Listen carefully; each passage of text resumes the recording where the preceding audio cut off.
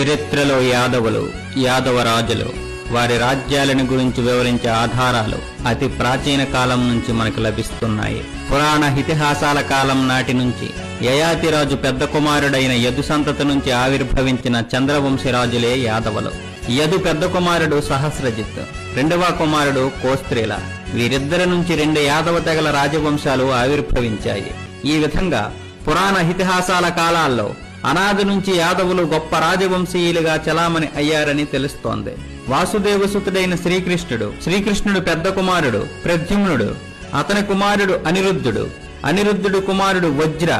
ఈ వజ్ర శ్రీకృష్ణుని తరువాత మధురా నగర రాజుగా కొనసాగాడని, ఇతని సంతతి వారైన కొందరు యాదవులు మధురా నగరం వచ్చి దక్షిణ భారతదేశంలోని మహారాష్ట్ర, కర్ణాటక, ఆంధ్ర, తమిళనాడులకు వచ్చి స్థిరపడ్డారని అంటారు. సామాన్య శకం 12-13 శతాబ్దాలలో తీరాంధ్ర దేశాన్ని విశాఖపట్నంలోని యలమంచిలి, తూర్పుగోదావరి జిల్లాలోని పంపాద్రిని రాజధానులుగా చేసుకొని పరిపాలించిన కాటమరాజు, అతని తండ్రి పెద్దిరాజు కూడా తాము శ్రీకృష్ణుడి వారసులమని, వజ్ర సంతతి వారసులమని, ఈ వజ్ర వారసులే కొందరు మధుర నుంచి మహారాష్ట్ర, కర్ణాటక, ఆంధ్ర, తమిళనాడులో విస్తరించారని ఆధారాల వల్ల తెలుస్తోంది. అలా విస్తరించిన యాదవులు మహారాష్ట్రలో జాదవులుగా, కర్ణాటకలో కురుబలుగా, యాదవులుగా, తమిళనాడులో ఇలయాసులుగా పిలువబడుతున్నారు. మాన్యఖేట లేదా మాల్ఖేడ్ రాజధానిగా సామాన్య శకం 750 నుంచి 973 వరకు, అంటే దాదాపు 200 సంవత్సరాలకు పైగా అతిపెద్ద సామ్రాజ్యాన్ని స్థాపించి పరిపాలించారు. రాష్ట్రకూట రాజులు దంతిదుర్గుడు, మొదటి శ్రీకృష్ణుడి సంతతి వారైన గోవిందులు, ఇంద్రులు తాము శ్రీకృష్ణుని సమీప బంధువైన సత్యకి సంతానమైన యాదవ వంశవారమని చెప్పుకున్నారు.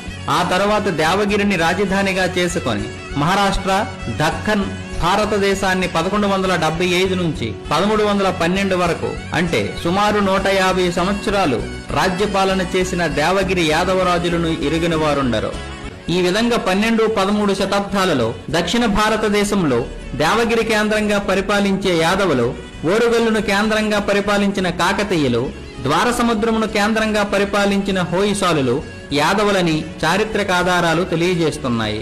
అంతేకాక 1505 నుంచి 1570 వరకు విజయనగర రాజ్యాన్ని పాలించిన తులువ వంశ శ్రీకృష్ణరాయలు యాదవుడని నంది తిమ్మన లేదా ముక్కు తిమ్మన తన పారిజాత పరిహరణంలో శ్రీకృష్ణ దేవరాయలను వర్ణించి చెప్పాడు. అదే విధంగా శ్రీకృష్ణ దేవరాయలు ప్రధానమంత్రి తిమ్మరసు కూడా యాదవుడేనని, ఇతడు చెంగల్పట్టు ప్రాంతంలో ఎన్నో ప్రజోపయోగ పనులు చేపట్టాడని, 17-18 శతాబ్దంలో మొఘల్ సామ్రాజ్యాన్ని ఎదురొడ్డి పోరాడి మహారాష్ట్రలో మహా సామ్రాజ్యాన్ని నిర్మించిన శివాజీ మహారాజు, అతని తల్లి జిజియాబాయి దేవగిరి పాలకుడైన యాదవ సంతతి నుంచి వచ్చిన లాకోజీ జాదవ్ కూతురని, జాదవులంటే మహారాష్ట్రలో యాదవులని చారిత్రక ఆధారాల వల్ల తెలుస్తోంది. మహారాష్ట్ర రాజ్య స్థాపకుడైన శివాజీ యాదవుల ఆలనా పాలనలో పెరిగినవాడు కావడం విశేషం.